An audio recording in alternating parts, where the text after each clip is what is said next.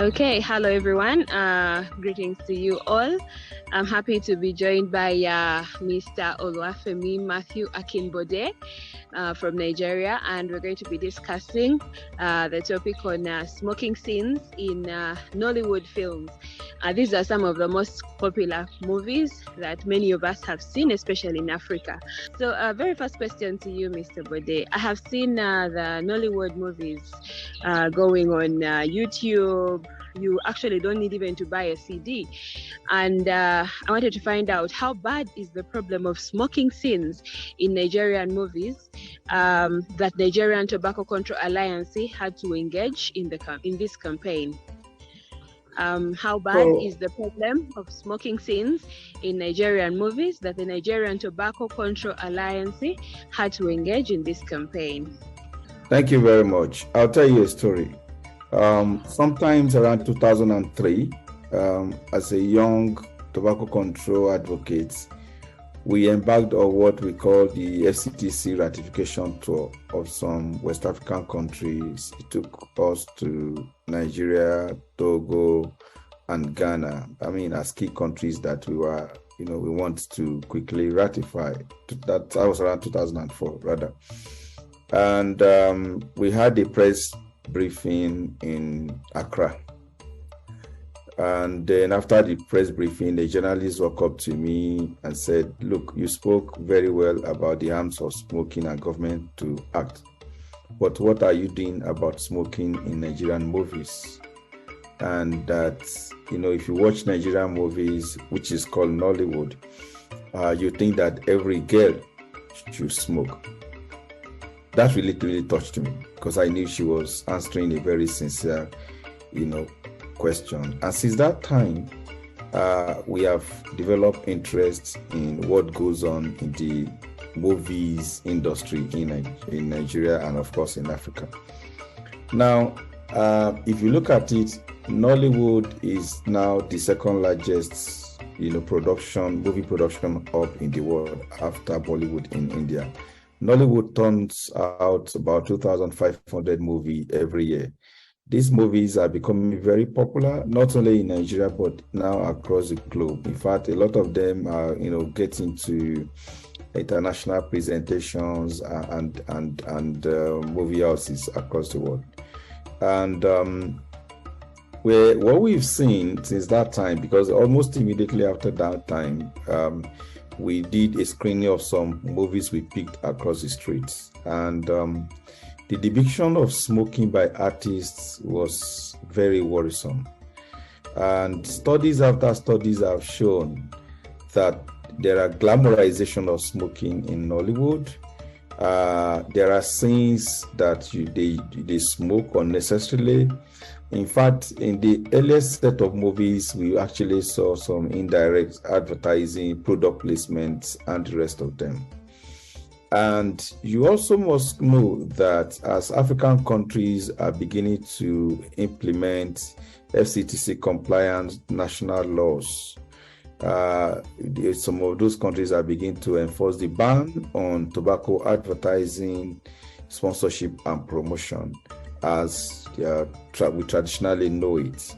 The tobacco industry always looking for avenue to get in their products. I've identified the movies and the entertainment sector as one veritable tool and platform of trying to get their product to reach the people, particularly young and impressionable minds who see actors as role models. And studies after studies have shown that a lot of kids that took up smoking did that because their favorite actors and took up smoking. And so we have recognized the entertainment industry as one huge sector that we need to work on for our vision for a smoke-free Africa to be realized.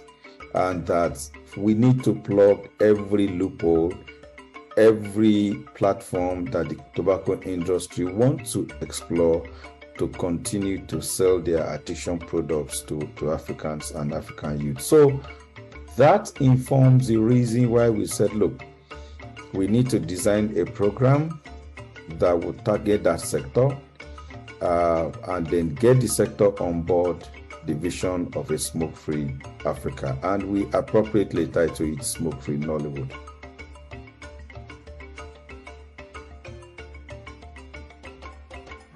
Wow, thank you so much, Mr. Akinbode. It's actually interesting to see that there is actually a team of people that is trying to see that as Nollywood is spreading far, it actually doesn't come with all those negative, smoking, and also promotes a little bit of positive information. My second question is, what legal provisions does Nigeria dispose regarding tobacco advertising, promotion, and sponsorship? And as a tobacco control expert with broad knowledge of the Afro region, is there anything peculiar about Nigeria's provisions that other countries can learn from? Thank you very much, and this is extremely important. In Nigeria, we basing a campaign or two legal frameworks. The National Tobacco Control Act of 2015 and the National Tobacco Control Regulation 2019. Section 12 of the Act defines tobacco advertising and promotion to include any form of commercial communication, recommendation, or action with the aim, effect, or likely effect of promoting a tobacco product or tobacco use directly or indirectly. And if you look at that very carefully, what it says is that any action, either it is actually paid for or not paid for, that directly has the potential, of getting people to start smoking, has to be eliminated. That act is very, very important. I mean, that particular section is one of the acts that we use in starting the smoke-free Nollywood. And that section also goes further to state that no person shall promote tobacco or tobacco products in any form, which implies that if you are smoking, agglomerizing smoking through any platform, you are promoting tobacco advertisement. Now, Section 15 of the second legal framework, which is the National Tobacco Control Framework, now says that because the Act says you can, in some cases, for historical accuracy or journalistic factual presentation, okay? Take, for instance, if you are producing a documentary on Fela, you might want to at least show that Fela used to smoke, right? Then that regulation now says you must provide warning on that same scene of the movie with the inscription "Tobacco causes fatal lung cancer and other dangerous effects on the health of users and those around them." So essentially, what we are saying is that we do have the law that forbids the distribution of tobacco products or tobacco use in the movie industry and, of course, the music industry. And let me stress particularly that the music industry is growing extremely fast on the continent. I mean, we could see now African artists are beginning to win international awards and African music videos are going places. So it behoves on us to ensure that the fellowship, the growth, the explosion of the movies and the music industry on our continent is not exploited by the tobacco companies to continue to addict our youth, our people. Wow, thank you so much, Mr. Bode. I like the simplicity that you give to the law. The times working on the law, people used to say the tobacco control law is very complicated, it's very paranoia, but the way you bring it down actually simplifies and shows what we need to do as the different advocates and especially the people in the industries that communicate to people. Allow me move to question number 3, and the hashtag Smoke Free Nollywood campaign seeks to ban smoking scenes in movies. What initiatives have been undertaken so far and what has been the impact? Over to you, Mr. Bode.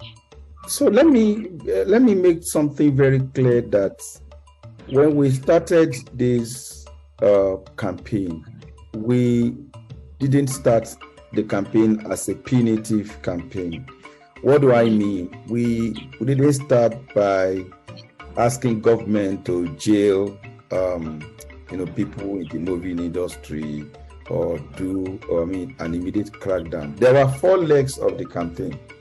First was that we just felt like this industry is very huge and they are also citizens like ourselves, that we also need to bring them to understanding and buying in of what we really mean by smoke-free Nollywood. Nollywood, sorry, smoke-free Nollywood. Now, first and foremost is that for some of us, we actually started our lives as probably in the arts.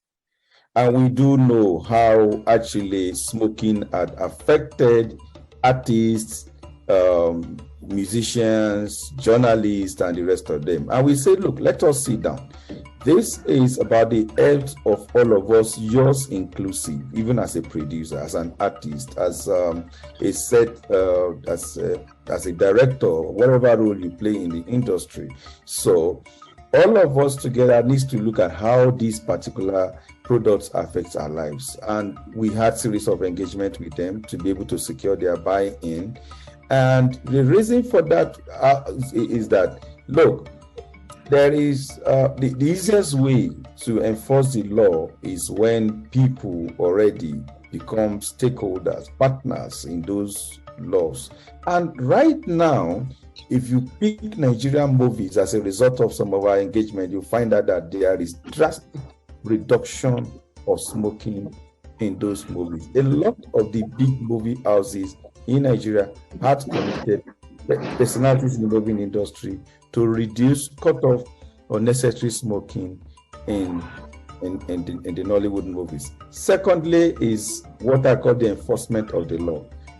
We then continue to engage the Nigerian Movies and Video Censors Board, which is a regulator in Nigeria, to educate them to build their capacity on what the law says and how they as regulators also can enforce the law. And in some cases, I would say that particularly to other regulators on the continent is to look at, how they can then expand their law to include, the prohibition of smoking in movies. So those are the things we've done in terms of activities. We've had events with the movie stars. Some of them have come out to endorse. We've done rap challenge that produce even a music that is playing across the continent on several platforms, and skit challenge, by bringing the youth together to be able to also identify with the Smoke-Free Nollywood campaign. It's like a huge movement now, particularly from Nigeria, where we start with. Hopefully we're going to expand this to Ghana, expand this to Kenya, and of course to the Johannesburg, the main movie hubs of our continent, to be able to ensure that movies coming out of our continent are clean and are not used as tool to addict our youths. Thank you so much, Mr. Akinbode. And as we come to the end of our interview, these are amazing things that you're doing, amazing plans and amazing activities that you've actually carried out, and I'm sure they're yielding fruit. So I want to find out what's next after this campaign. Is to begin to look at what we call the end game. How do we completely rid our continent of tobacco control? Of tobacco use. How do we rid our continent of tobacco use? We don't want the next generation of Africans to suffer the health, social, including the economic impact of tobacco use. And we think that we will, as an alliance of civil society groups across the continent, begin to look at how to build that generation that will not only realize a tobacco-free Africa, but will also be able to sustain a tobacco-free continent. That's exactly our dream, and that's what we will continue to work on. We'll continue to build capacity, not only of CSOs, we continue to the capacity of government. This is extremely important because, tobacco companies are like chameleon, so they change their skin every time, but the chameleon remains a chameleon no matter how the color that you find the chameleon, right?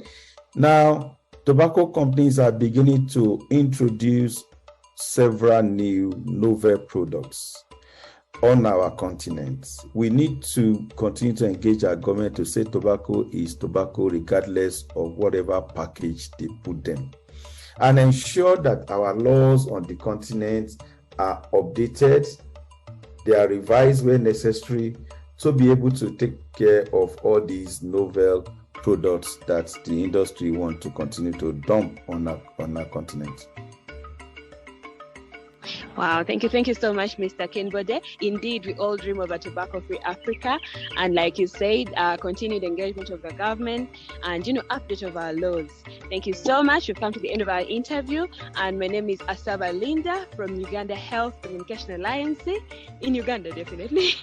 Thank you so much, and over to you, Atka, and thank you so much, Akinbode, for this time and for the amazing and brilliant knowledge you've shared with the team. Thank you very much.